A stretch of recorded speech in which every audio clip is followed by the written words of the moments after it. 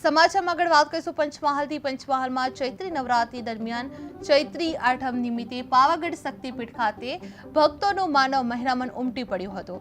વહેલી સવારથી જ ભક્તો મહાકાળી માતાના દર્શન કરવા ઉમટી પડ્યા હતા અને દર્શન કરી ધન્યતા અનુભવી રહ્યા હતા।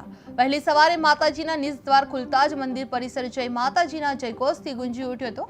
ભક્તોએ લાંબી લાઈનોમાં ઊભા રહી માતાજીના દર્શન કરી પૂજા અર્ચના કરવામાં આવી હતી।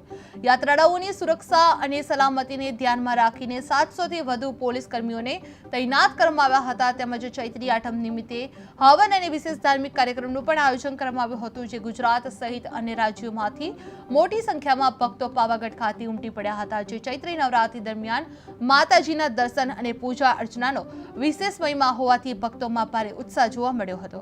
ભક્તોએ માતાજીના ચરણોમાં શીશ ઝુકાવી આશીર્વાદ મેળવી ધન્યતા અનુભવી હતી। જે ચૈત્રી આઠમે પાવાગઢ ભક્તોથી છલકાયેલું જોવા મળ્યો હતો। મહાકાળી માતાના દર્શન માટે ભારે ભીડ જોવા મળી હતી, જેમાં 700 થી વધુ પોલીસ તૈનાત કરવામાં આવ્યા હતા। વહેલી સવારે નિજ દ્વાર ખુલ્યા હતા। ગુજરાતભરમાંથી લોકો ભક્તો ઉમટી પડી આવ્યા હતા।